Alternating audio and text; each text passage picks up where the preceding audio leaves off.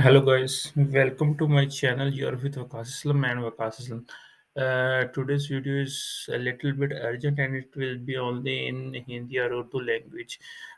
For the viewers in English, this video may be not so relevant.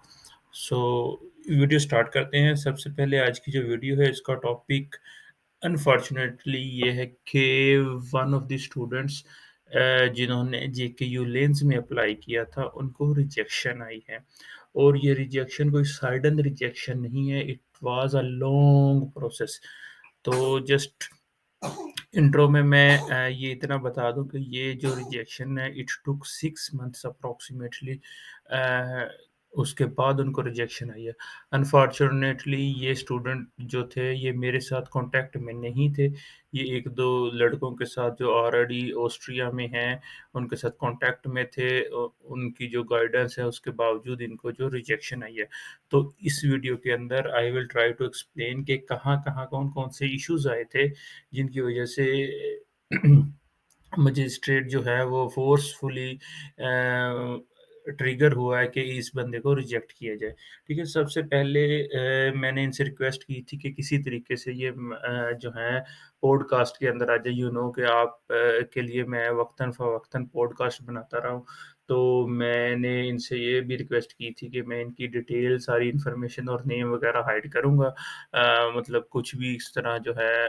But he was like very shy. Sometimes ऐसा होता है कि जब आपके पास एक सक्सेस स्टोरी नहीं आती तो कुछ लोग मतलब उसको शेयर करने में जो है हिचकिचाते हैं। कोर्स ऑफ एक्शन ये है कि इंशाल्लाह जो है इनके जो जिस वजह से वीज़ा रिजेक्ट हुआ, पहली बात तो ये है कि इनको ऑब्जेक्शन इस वक़्त कोई नहीं इनकी पेंडिंग, तो इनको वीज़ा रिजेक्ट हुआ है। वो सारा सिनेरियो जो है मैं अभी आप लोगों के साथ शेयर करता हूँ। But it took like 6 month approximately. तो जो रिजेक्ट हो गया यानी कि ये कन्फर्म हो गया, इनको जो लेटर है वो आ चुका है, सारा कुछ जो आ चुका है। जैसे ही मैं मतलब अभी भी इनके साथ कॉन्टैक्ट में हूँ, इंशाल्लाह इनका जो है रीफ़ाइल करेंगे वीज़ा इंशाल्लाह। मुझे पूरी उम्मीद है अल्लाह ताला से कि इनका जो है प्रोसेस वो हो जाएगा। तो वो आप लोगों के साथ इंशाल्लाह फिर एक सक्सेस स्टोरी शेयर करेंगे। तो अंटिल नाउ क्या हुआ है वो हम सॉरी, थोड़ी-सी ज़रा ट्रैवलिंग की वज़ह से मौसम भी ज़्यादा सर्द है तो आवाज़ में थोड़ा-सा बट एनी हाउ। तो हुआ ये है कि इन भाई ने जो है जो करंट सेमेस्टर चल रहा है ना, विंटर सेमेस्टर 2022 इसके लिए अप्लाई किया था। ठीक है? तो अप्लाई सारा कुछ जो है टाइमली अप्रॉक्सिमेटली एग्ज़ैक्ट डेट नहीं इन्होंने बताई, बट जून से अगस्त के दरमियान कहीं इन्होंने अप्लाई किया था। That was good. तो बाकी जो नॉर्मल प्रोसीजर है कि पाकिस्तान से सारे के सारे इन्होंने डॉक्यूमेंट एम्बेसी से वेरीफ़ाई और लीगलाइज़ करवाए थे। दैट वाज़ आल्सो स्मूथ, मतलब वही 3 महीने के अंदर इनकी वेरिफ़िकेशन आ गई, फिर इन्होंने लीगलाइज़ेशन करवाई, police character certificate at the time of RP, everything was smooth. कोई भी इसमें इश्यू नहीं था, कोई भी हिच नहीं थी, कोई भी मतलब जो है सडन आप कह लें कि इसमें कोई नेगेटिव पॉइंट अंटिल देन कोई कुछ नहीं था। Then time came for RP, मतलब इन्होंने अप्लाई किया, जेकेयू में इनको एडमिशन मिल गया, ठीक है? तो I will also not disclose कि मास्टर्स के हैं या बैचलर्स के हैं, but you will figure it out automatically जब भी मतलब आप सारे जो हैं स्ट्रिंग्स को टुगेदर कनेक्ट करेंगे, ठीक है? तो मेन कंसर्न ये है कि मतलब इनके सारे पाकिस्तान के मामला ठीक थे। इनका जो स्कोर है वही जो है ऑन एवरेज होता है 60 टू 80% के बिटवीन लाई करते हैं। जीपीए के अकॉर्डिंग भी सारा कुछ जो है वो मामला इनके यहाँ तक ठीक रहे हैं, ठीक है? तो यहाँ पे कोई भी इनको सडन जो है मतलब इश्यू नहीं आया कि profile I would like to say कि अच्छी थी, जैसे पाकिस्तान में स्टूडेंट्स की नॉर्मल होती है कि मैट्रिक, एफएससी, एफए या आगे फर्दर जो यूनिवर्सिटी की स्टडीज़ हैं, वो सारा कुछ नॉर्मल रहा है। वेरिफ़िकेशन नॉर्मल रही है, लीगलाइज़ेशन नॉर्मल रही है। यहाँ तक कोई भी इनका जो है सच इश्यू नहीं आया। देन टाइम कम्स इनको एडमिशन भी जेकेयू से आराम से स्मूथली मिल गया। वही जो है कि आप 5 अगस्त तक करवाएँ तो आपको जो है वो सेंड कर देते हैं। इट वाज़ बिफोर दैट तो उनका जो स्मूथली सारा कुछ हो गया। अब हुआ ये है कि इन्होंने रूम ढूँढा है, वही स्ट्रगल्स करके जैसे नॉर्मल स्टूडेंट्स ढूँढते हैं ऑनलाइन। तो इन्होंने देन रेज़िडेंस परमिट फ़ाइल की है, ठीक है?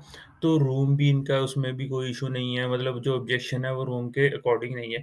देन हुआ ये कि इन्होंने जो बैंक स्टेटमेंट सबमिट करवाई थी एक तो पहली गलती इन्होंने ये की थी कि जो स्पेसिफ़िकली मैं आप लोगों से शेयर करता हूँ कि आपने जो प्रिंट आउट निकलवाना है वो 6 मंथ की लास्ट 6 मंथ की डेट्स का निकालना है, ठीक है?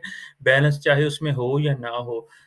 जो स्टेटमेंट है, जो स्टेटमेंट इज़ कॉल्ड कि प्रिंट आउट के लास्ट 6 मंथ में आपकी जो इन आउट्स हैं, वो प्रिंट आउट करके उसको बोलते हैं स्टेटमेंट, ठीक है? Balance closing balance is something else, ठीक है? तो इन्होंने जो है ना एक तो स्टेटमेंट में पहले सबसे पहले ये गलती की कि इन्होंने स्टेटमेंट जो है ना 1 मंथ की सबमिट करवा दी, किसी से सुन के, किसी से जिससे भी एडवाइस ले रहे थे। तो वो एक तो पहला ये हुआ कि उनको ना पहली ऑब्जेक्शन तो ये आई कि जी आपकी जो स्टेटमेंट है वो सफिशिएंट नहीं है हमारे जो है रूल्स उनके अकॉर्डिंगली, ठीक है? मतलब आपने जो बैंक की ट्रांज़ैक्शन की हिस्ट्री बताई है ना हमें वो जो है तब थी 3 माह की, तो इन्होंने 1 महीने की लगा दी कि जी किसी ने कहा कि स्टेटमेंट 1 महीने की लग जाती है। मतलब दैट वाज़ अ ब्लंडर कि आपको ये नहीं फ़र्क पता कि स्टेटमेंट क्या चीज़ है और क्लोजिंग बैलेंस वो क्या चीज़ है। बट एनी हाउ वो फिर इसमें थोड़ा-सा कन्फ्यूज़ रहे। ये एक उनकी जो सबसे बड़ी कि मजिस्ट्रेट ने इनका जो है केस पेंडिंग में रख दिया अनटिल अनलेस जो है कि आप जो है स्टेटमेंट जो है लास्ट 6 मंथ्स की जमा करवाएँ। मतलब कि आपके अपने अकाउंट के साथ क्या-क्या हुआ है पिछले 6 महीने में, जिसको आप बैंक में जाके मैनेजर से बोलते हैं या किसी से भी कि बैंक की 6 महीनों की स्टेटमेंट दे दें। ये नहीं आप कहते कि 30 लाख के बैलेंस के साथ प्रिंट आउट कर दें, ठीक है?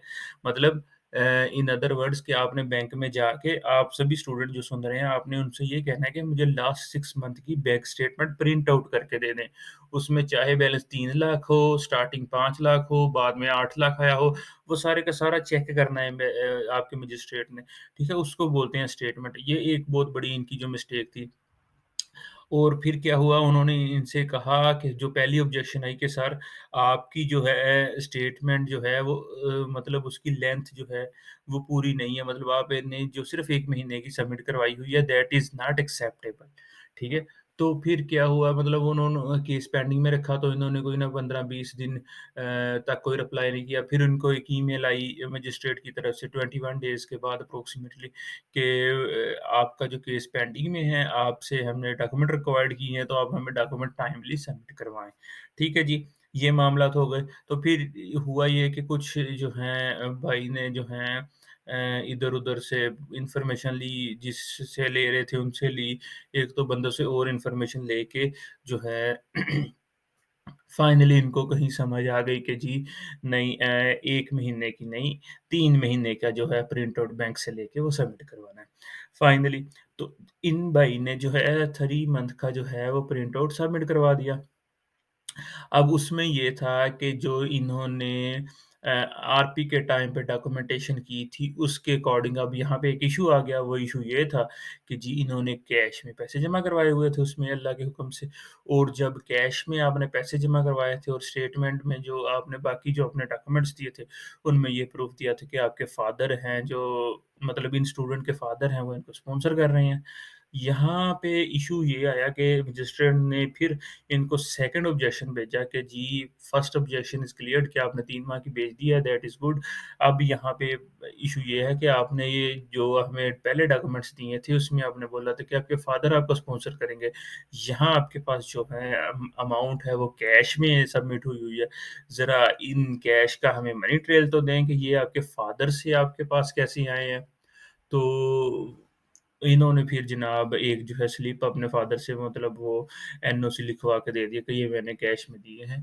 तो मजिस्ट्रेट फिर नहीं माना, उसने कहा कि भई आपके फ़ादर का जो सोर्स ऑफ इनकम है उससे ये पैसे आए हैं, तो वो का कैसे आए हैं या फिर अगर आपके फ़ादर की सेविंग थी वो कहाँ पड़ी हुई थी, किसी बैंक में पड़ी हुई थी या किसी जगह पे पड़ी हुई थी, उसका हमें प्रूफ़ दें कि वो सेविंग कहाँ से आई है, फिर वहाँ से आगे कैसे गई है या अगर ये पैसे बैंक में पड़े हुए थे तो अपने फादर की बैंक स्टेटमेंट वो दें जिसमें ये आपने कैश विथड्रॉल करवाया और अपने अकाउंट में जो है सबमिट करवाया है।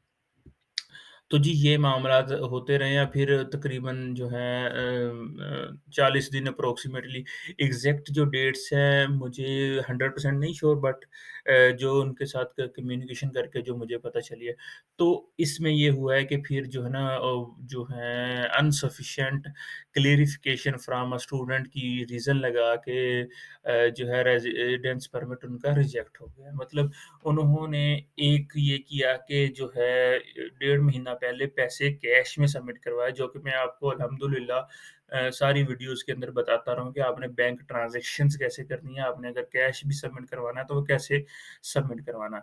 तो ये उनके जो हैं वो मामलात हुए हैं, मतलब मेजर जो रीज़न बनी है कि जी कैश इन हैंड उन्होंने सबमिट करवाया और उनके स्पॉन्सर के साथ मनी ट्रेल कोई नहीं था, कोई लिंक नहीं मिला उनको ना। तो that was a main reason to which lead her application or his application sorry to be a rejected application. So unfortunately that happened और ये भाई जो हैं ये मेरे साथ कॉन्टैक्ट में नहीं थे, अभी रिसेंटली ये है मेरे साथ कॉन्टैक्ट में आए हैं कि मैं इनके से लिए कुछ क्या कर सकता हूँ। तो इंशाल्लाह जो है मैंने इनसे कहा कि आप आरपी की फ़ाइल जो है ना दोबारा सबमिट अब ये जो इश्यू ये है कि इनकी जो एप्लीकेशन है ये वापस आ चुकी है, मतलब रिजेक्ट होके वापस आ चुकी है। अब इनके पास सर्टेन जो कोर्स ऑफ एक्शन है वो इंशाल्लाह मैं अगर आप लोगों को भी अल्लाह ना करे किसी को कोई इश्यू हो तो दे कैन कॉन्टैक्ट मी। तो इसमें हम इंशाल्लाह जो इनकी दोबारा आरपी फाइल करेंगे और उन ऑब्जेक्शन को रिमूव करके कि उनकी क्लियरिफिकेशन और डॉक्यूमेंटेशन प्रॉपर करके फिर हम इंशाल्लाह करेंगे। तो मुझे उम्मीद है कि ये जो है इनका वीज़ा प्रोसेस हो जाएगा। But any how until and के जेकेयू ने फॉर एंड बैक मतलब एटलीस्ट 3 टाइम्स इनके साथ कम्युनिकेट किया है। 3 टू 4 मंथ इनका जो है प्रोसेसिंग में रही है एप्लीकेशन टोटली 6 मंथ इनकी आरपी डे उन्होंने सबमिट करवाया until they receive a rejection letter ये टाइम लगा है, ठीक है? कुछ डेट्स और कुछ बातें अभी मतलब कन्फर्म नहीं है। As soon as I am trying my best कि किसी तरह वो पॉडकास्ट में आ जाएँ। Unfortunately I can not give anyone his number ही जस्ट रिफ्यूज़्ड कि मैं अपनी कोई भी डिटेल किसी के साथ शेयर नहीं करना चाहता। सिर्फ़ मतलब इतनी उन्होंने कर्टेसी की है कि I can share his case without mentioning any detail. So hopefully कि जितना पॉसिबल था उस लिहाज़ से मैंने आप लोगों के साथ ये शेयर करने की कोशिश की है।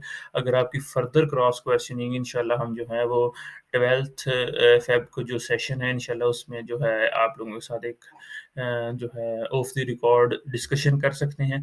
बट एनी हाउ ये केस स्टडी था जो रिसेंटली बहुत ही लंबे अरसे के बाद एक रिजेक्शन आई है एक स्टूडेंट की that is going to be shared with you कि आप लोगों को जो 100% वाला ग्राफ था वो अब 98% पे आ गया बट सडन इनके भी इसमें कुछ मिस्टेक्स हैं। बट एनी हाउ होपफुली कि आप लोगों ने वीडियो को एंजॉय की होगी, एंड पॉइंट आपने अंडरस्टैंड किया होगा और एंड पे यही रिक्वेस्ट है कि आप लोग जो है मेरे चैनल को शेयर करें, लाइक करें और दूसरे लोगों को भी बताएँगे किस तरह आप भी अपना सेल्फ केस जो है पुट कर सकते हैं, स्टडी कर सकते हैं without spending any money to other sources direct ये वीडियोज़ देखें और जो है अपनी लर्निंग करें।